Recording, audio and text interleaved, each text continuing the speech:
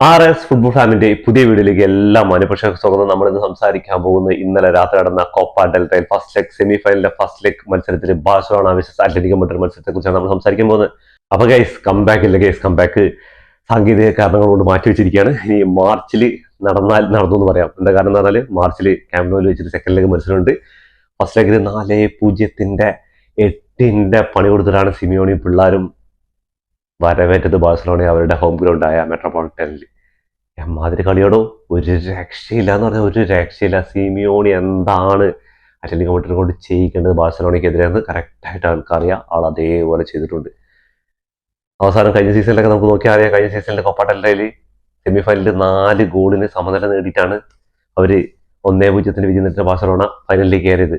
അതേപോലെ ഒരു കംബാക്ക് ഒക്കെ സെക്കൻഡ് ഹാഫിൽ ഉണ്ടാവും എന്നൊക്കെ പ്രതീക്ഷിച്ചു.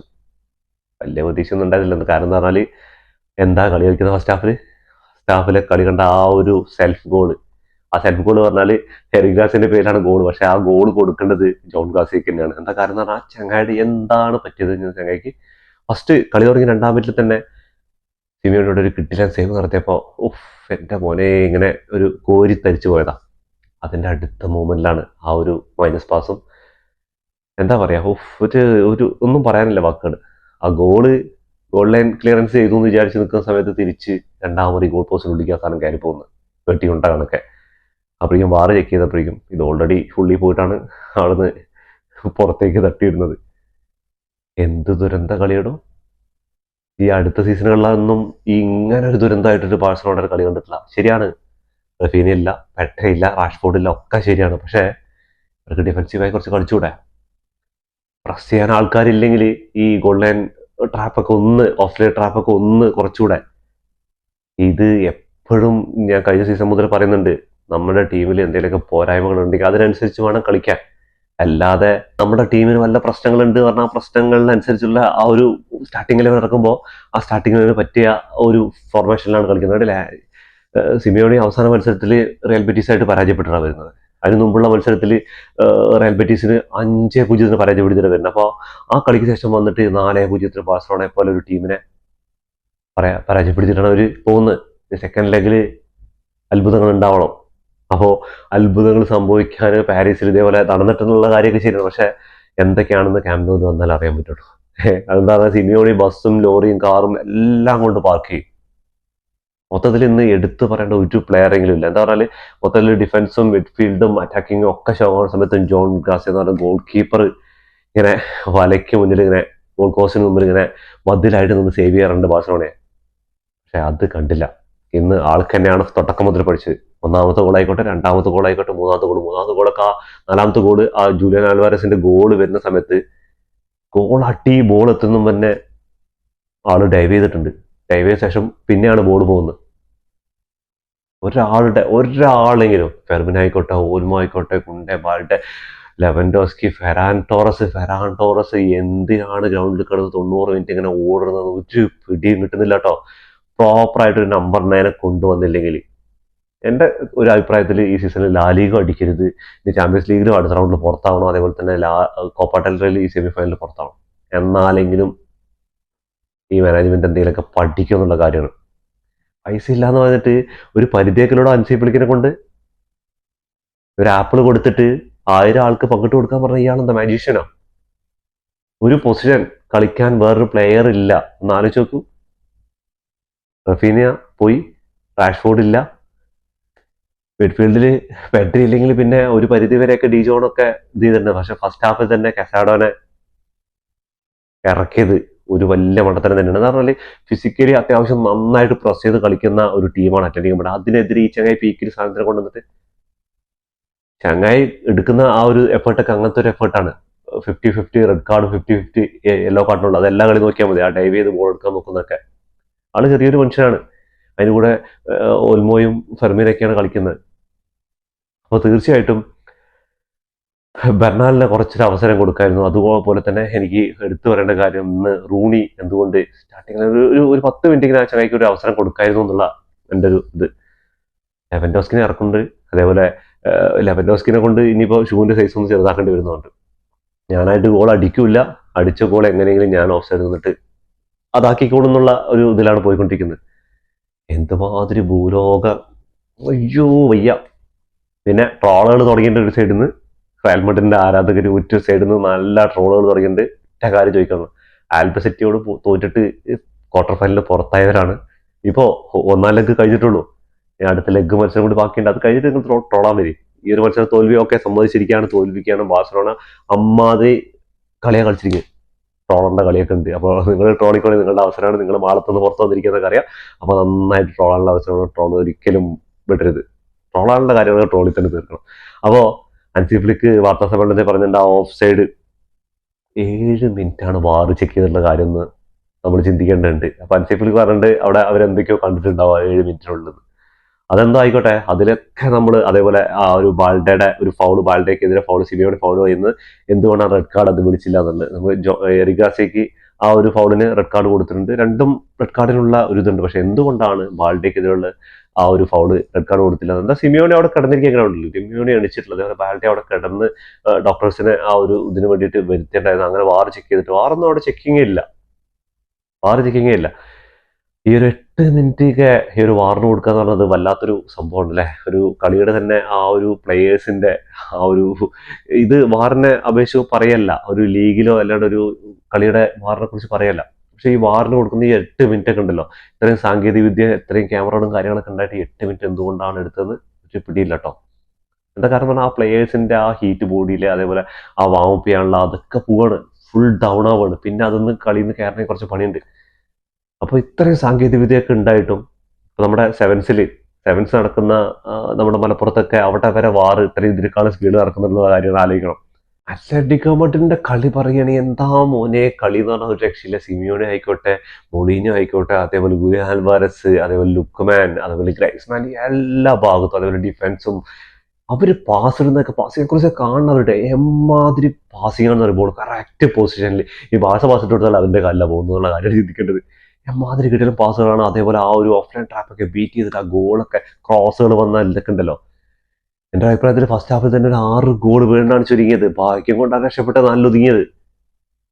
കിഡിലൻ ഓപ്പർച്യൂണിറ്റി അവസാനം ആ ഷെർലോത്തിനെ കിട്ടിയ ഗോൾ ഉണ്ടല്ലോ, എന്തുകൊണ്ടാണ് ആ പോസ്റ്റിനുള്ളിൽ കയറിയിട്ടില്ലെന്ന് ചിന്തിക്കേണ്ടതുണ്ട്. എന്ത് ചാൻസ് ക്രിയേറ്റേഷൻ, ആ ഒരു ക്രിയേറ്റ് ചെയ്യുന്നതൊക്കെ എമ്മാതിരി ക്രിയേഷൻ ആണെന്ന്. ഫസ്റ്റ് ഹാഫിൽ പിന്നെ നിർഭാഗ്യം കൊണ്ട് ഒരെണ്ണം പോസ്റ്റിൽ കയറുന്നുണ്ട്, ഒരു ബാറിന് തട്ടിയിട്ട് പോകുന്നുണ്ട്. അതെനിക്ക് തോന്നുന്നു ഓൽമയോ ഫെർമിൻ ആരോ അടിച്ച ബോളാണെന്ന് വിചാരിക്കുന്നു. അതിനുശേഷം ഫെർമിന് ഒരു കിഡിലൻ അവസരം ഉണ്ടായിരുന്നു, അത് നേരെ മൂസയുടെ ആളും കിഡിലൻ ഗോൾ കീപ്പർ മൂസ അടിപൊളിയായിട്ട് ഗോൾ കീപ്പർ 2-3 കിഡിലൻ സേവുകൾ നടത്തിയിട്ടുണ്ട്. ഫസ്റ്റ് ഹാഫിലൊക്കെ നോക്കുകയാണെങ്കിൽ എമാലിലൊക്കെ ശരിക്കും ബ്ലോക്ക് ചെയ്തിരിക്കുക. എന്താ പറഞ്ഞാൽ ഇന്നത്തെ കളിയുടെ അവർക്ക് മെയിനായിട്ട് അറിയാം, ഈ ഒരു വിങ്ങിൽ നിന്ന് ആക്രമണങ്ങൾ ഉണ്ടാവുള്ളൂ. എമാലിനെ പൂട്ടിക്കഴിഞ്ഞാൽ ബാക്കി മിഡും പൂട്ടിക്കഴിഞ്ഞാൽ തീർന്നു. പിന്നെ ആ വിങ് ഒഴിഞ്ഞു കിടക്കണം, അവിടെ കളി നടന്നിട്ടില്ല. കുണ്ടേ കുറെ നേരം, അല്ല സോറി, ബാൾഡെ കുറെ ബോൾ കൊണ്ടുവന്നിട്ട് അവിടെ കൊണ്ടുപോയി തിരിച്ചു കൊടുക്കുന്നുണ്ട്. 1-2 അറ്റംപ്റ്റ് ഒക്കെ കയറി നോക്കിയിട്ടുണ്ട്. വേറെ എല്ലാം അവിടെ വിങ് കളിക്കാൻ അവിടെ ആളില്ല. പിന്നെ പറഞ്ഞിട്ട് കാര്യമില്ലല്ലോ, ഓൽമോ എന്തൊക്കെയോ നോക്കുന്നുണ്ട്. ഓൽമോ ഒരു 10 കളി കൊടുത്താൽ ഒരു കളി സൂപ്പറായിട്ട് കളിക്കും, ബാക്കിയൊക്കെ കണക്ക്. അപ്പോൾ മിഡ്ഫീൽഡിന് ഗാവി തിരിച്ചു വരാണ്ട്, അതേപോലെ തന്നെ പെഡ്രി തിരിച്ചു വരാണ്ട്. പെഡ്രി അങ്ങനെ മെയിൻ പ്ലേയേഴ്സ് ആയി കഴിഞ്ഞാൽ ബാക്കപ്പിനാണല്ല, അവർക്കൊക്കെ ഇഞ്ചുറി പറ്റിക്കഴിഞ്ഞാൽ തീർന്ന് ബാഴ്സലോണയുടെ കാര്യം.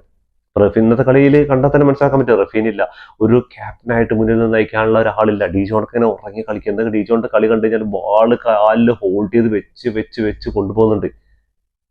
എന്നിട്ട് അവസാനം മൂവ്മെന്റിലേക്കാണ് പാസ് കൊടുക്കുന്നത്. അപ്പോഴേക്കും അവർ ഡിഫൻസ് സെറ്റായി.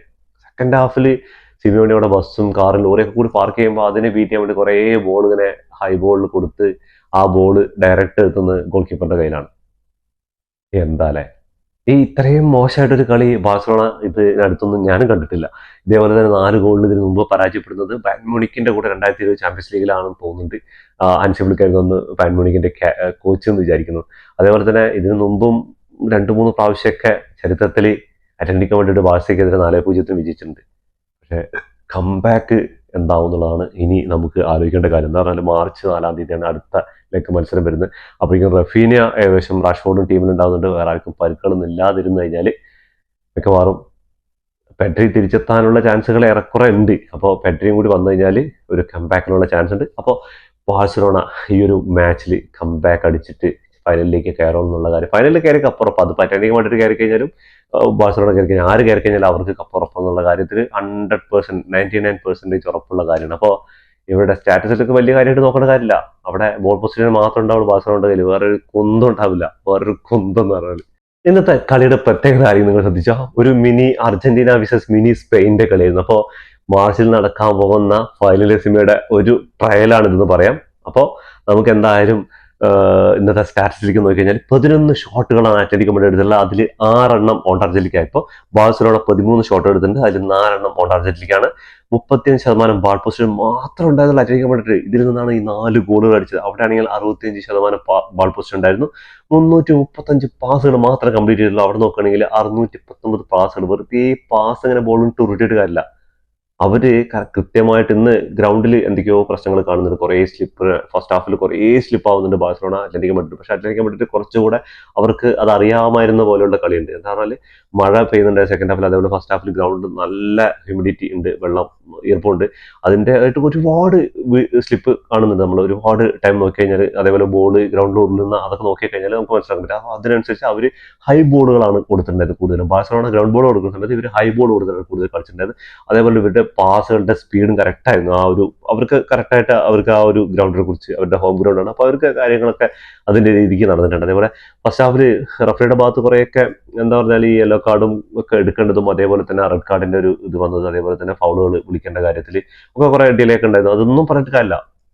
ഊളക്കളി തന്നെയായിരുന്നു കളിച്ചിട്ടുള്ളത്. അതിൽ വേറെ ഒന്നും പറഞ്ഞ് ന്യായീകരിച്ചിട്ട് കാര്യമില്ല. ഇനിയിപ്പോൾ റഫീനി ഉണ്ടായിരുന്നില്ല, റാഷ്ഫോർഡ് ഉണ്ടായിരുന്നില്ല, അതേപോലെ പെട്രി ഉണ്ടായിരുന്നില്ല, അതേപോലെ ഇങ്ങനെ റഫറിങ് ഇങ്ങനെ പ്രശ്നങ്ങളൊക്കെ പറയുകയാണെങ്കിലും അതൊക്കെ മാറ്റി നിർത്തണം. എന്താ കാരണം എന്ന് പറഞ്ഞാൽ കളി അത്രയ്ക്ക് മോശമായിട്ട് കളിച്ചിട്ടുണ്ട്. ഒരു സൈഡിൽ നിന്ന് ഇവന്മാര് ഇപ്പോൾ എമാൽ ഒരു സൈഡ് പ്രസ് ചെയ്യുന്ന സമയത്ത് മറ്റുള്ളവർക്ക് ഫ്രീ ആയി. അപ്പോൾ ഫെറാൻഡോസ് ഒന്ന് പ്രസ് ചെയ്യുന്ന സമയത്ത് ഇവിടെ മറ്റുള്ളവർക്ക് ഫ്രീ ആയി. ആരെങ്കിലൊക്കെ തോന്നുമ്പോൾ പോയി പ്രസ് ചെയ്യാന്നല്ലാതെ ഒരു ടീം വർക്കായിട്ട് കളിക്കാൻ പറ്റിയിട്ടില്ല. ഒരു ടീം വർക്ക് അവിടെ ഇല്ല.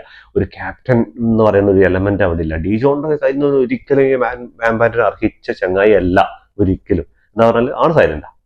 അങ്ങനെയുള്ള ഒരാളുടെ കയ്യിൽ നിന്ന് ഒരിക്കലും ഈ ക്യാപ്റ്റൻ മാൻഡ് കൊടുക്കരുത്. അഗ്രഷനൊക്കെ വേണ്ടേ? ആ ഒരു കുണ്ടയുടെ ഒക്കെ ഗോൾ ലൈൻ സേവിങ് ഉണ്ടല്ലോ, അതൊക്കെയാണ്. അല്ലെങ്കിൽ വസാപ്പിൽ തന്നെ 5-6 കയറണ്ടായിരുന്നു. എനിക്ക് പറയണെങ്കിൽ ഇന്ന് കുറച്ചെങ്കിലും അപ്പുറത്ത് കാണിച്ചിട്ടുണ്ട് ആ കുണ്ടെ കഴിഞ്ഞ കളിയിൽ ഭയങ്കര മോശമായിരുന്നു. ഈ കളിയിൽ കുറച്ചെങ്കിലും മെച്ചം കാണിച്ച്. എന്താണ് ആ ഒരു 2-3 ക്ലിയറൻസ്, അതേപോലെ തന്നെ എറിഗാസിന്റെ കാര്യം പറയാതിരിക്കാൻ വയ്യ. പിന്നെ ഈ ഓഫ് ലൈൻ ട്രാപ്പ് എന്ന് പറഞ്ഞാൽ അമ്മാതിരി കളിയാണ് അവർ കളിക്കുന്നത്. അതിന്റെ ഇടയിൽ ബാഴ്സയ്ക്ക് ഒന്നും ചെയ്യാൻ പറ്റിയിട്ടില്ല. അപ്പോൾ ബാൾ പൊസിഷൻ നോക്കുകയാണെങ്കിൽ ഒക്കെ പറഞ്ഞു കഴിഞ്ഞു. അതേപോലെ തന്നെ പാസിംഗ് അക്യൂറസിയൊക്കെ 85% പാസിംഗ് അക്യൂറസിന്റെ അവിടെയാണ് 95% ഉണ്ട്. 11 ഫൗൾസ് അത്ലറ്റിക്കോ മഡ്രിഡ് കംപ്ലീറ്റ് ചെയ്തപ്പോൾ 9 ഫൗളാണ് ബാഴ്സലോണ കംപ്ലീറ്റ് ചെയ്തത്. യെല്ലോ കാർഡ് 5-3 കിട്ടിയിട്ടുള്ളത്. റെഡ് കാർഡ് ബാഴ്സലോണയ്ക്ക് 1 കിട്ടിയിട്ടുണ്ട്. ഓഫ് സൈഡ് നോക്കുകയാണെങ്കിൽ 3-1. കോർണേഴ്സ് വിൻ ചെയ്തത് 5, ബാഴ്സലോണ 8. 8 കോർണേഴ്സ് വിൻ ചെയ്തിട്ട് കാര്യമില്ല. അല്ല, ഒരു ചാൻസാണ് ക്ലിയർ ആയി. 2 ചാൻസ് കിട്ടിയത്. ഒന്ന് ഗോളാക്കി, അത് ഓഫ് സൈഡ് ഇതായി, ഒന്ന് ബാറിൽ തട്ടി പോവുകയും ചെയ്തു. അപ്പോൾ സെറ്റ് പീസുകളിലൂടെ ഒന്നും ആവുന്നില്ല. അതേപോലെ നമ്പർ 9 ഒരു പ്രോപ്പർ സ്ട്രൈക്കർ ഇല്ലെങ്കിൽ മുന്നോട്ട് പോകാന്നുള്ള കാര്യത്തിൽ ഭയങ്കര കട്ടുകട്ടിയാണ്. എന്ന് പറഞ്ഞാൽ ബാഴ്സ സൈൻ ചെയ്യേണ്ട ഒരുപാട് പ്ലേയേഴ്സിനെ അത്ലറ്റിക്കോ മഡ്രിഡ് സൈൻ ചെയ്തിരിക്കുന്നത്.